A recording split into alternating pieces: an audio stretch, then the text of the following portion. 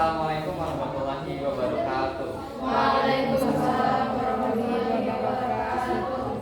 Baik, langsung saja kami dari kelompok 4 yang akan membahas tentang teori asal-usul kehidupan. Nah, materi pertama akan disampaikan oleh saya sendiri. Sebagaimana mestinya, asal-usul kehidupan itu terbagi menjadi 5 teori. Yang pertama itu ada teori abiogenesis, yang kedua biogenesis, yang ketiga teori penciptaan spesial, yang keempat teori kosmozoa, dan yang kelima yaitu teori modern. Nah, yang pertama itu ada teori abiogenesis. Seperti yang telah kita dengar tadi, abiogenesis yaitu A atau tidak hidup dan biogenesis hidup. Jadi teori ini adalah yang mengemukakan bahwa kehidupan itu berasal dari benda yang tidak hidup alias benda mati. Nah, ada pun beberapa ahli yang mendukung tentang teori ini. Yang pertama itu ada Aristoteles, yang kedua ada Anthony van Leeuwenhoek, dan yang ketiga yaitu John Needham. Nah, yang pertama yaitu Aristoteles dengan melakukan percobaannya dengan daging yang didiamkan beberapa hari. Nah, si daging itu dengan didiamkannya beberapa hari itu akan menimbulkan adanya kehidupan atau bisa dibilang. Nah, dengan didiamkannya itu akan tumbuh belatung. Nah, yang mana belatung itu bisa dibilang dengan kehidupan.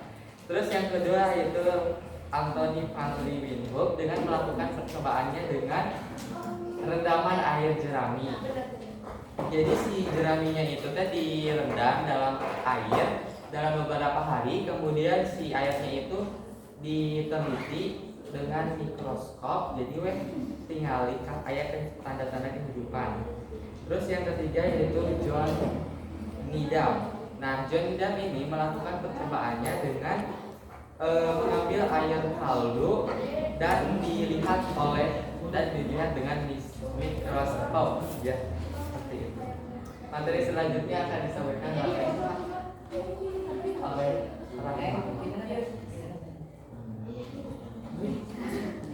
Teori biogenesis. Biogenesis menyatakan makhluk hidup berasal dari makhluk hidup sebelumnya. Ada beberapa topik teori, di antaranya yaitu yang pertama Raskas Moredi, yang kedua Lazarus Pelajari, yang ketiga Lois Pascal. Di sini ada eksperimen dari Francesco Redi.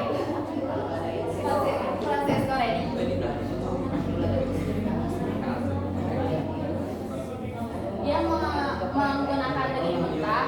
Di sini Lazarus Pelajari, Francesco Redi menggunakan dua toples, yang satu toples terbuka, yang satu toples tertutup kain kasa. Setelah dibiarkan beberapa hari, wadah yang terbuka ini membusuk dan menyebarkan bau busuk. Jadi mengundang si lalat masuk ke dalam toples. Nah, lalat bertelur dan menghasilkan gelagat. Sedangkan dari toples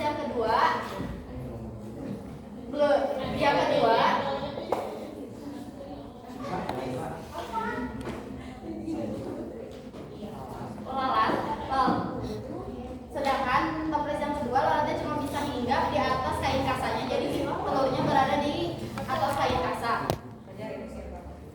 Nah, di sini Francesco Redi membuktikan bahwa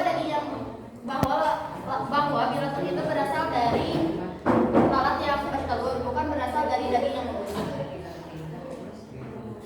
Lalu di sini ada eksperimen dari Lazarus Pelajari. Dia menggunakan air kaldu yang dipanaskan terlebih dahulu. Di sini dia menggunakan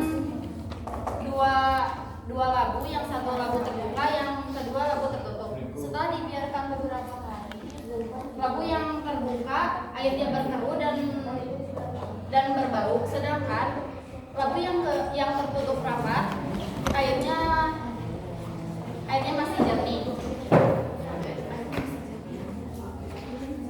Airnya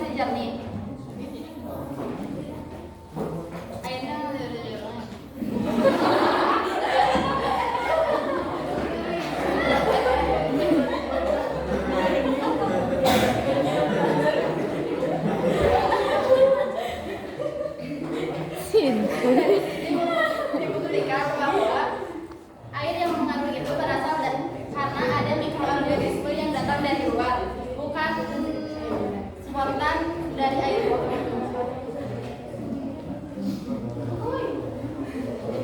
Juga ada eksperimen dari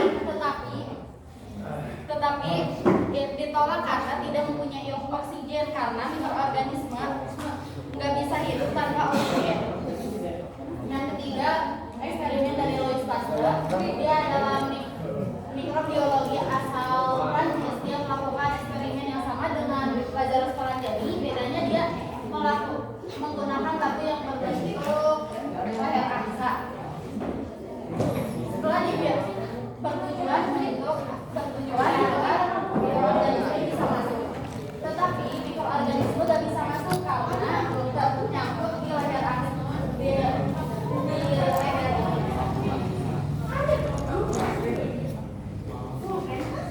Nah, lalu dimiliki. Nah, di sini hasil dari Louis Pasteur dari yang artinya makhluk hidup berasal dari makhluk hidup sebelumnya.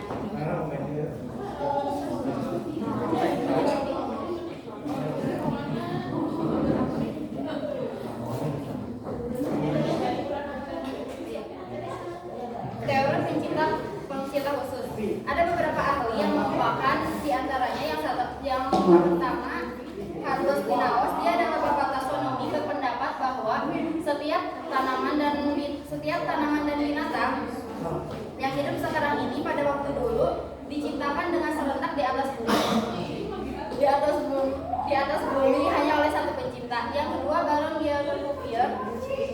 Dia adalah bapak anatomi, berpendapat bahwa tiap-tiap periode dari sejarah bumi mungkin selalu diakhiri dengan bencana.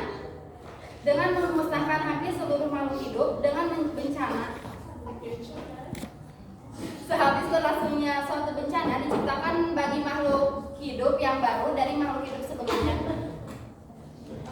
Yang keempat, teori Krosmozoa. Isi teori ini adalah kehidupan yang ada di bumi berasal dari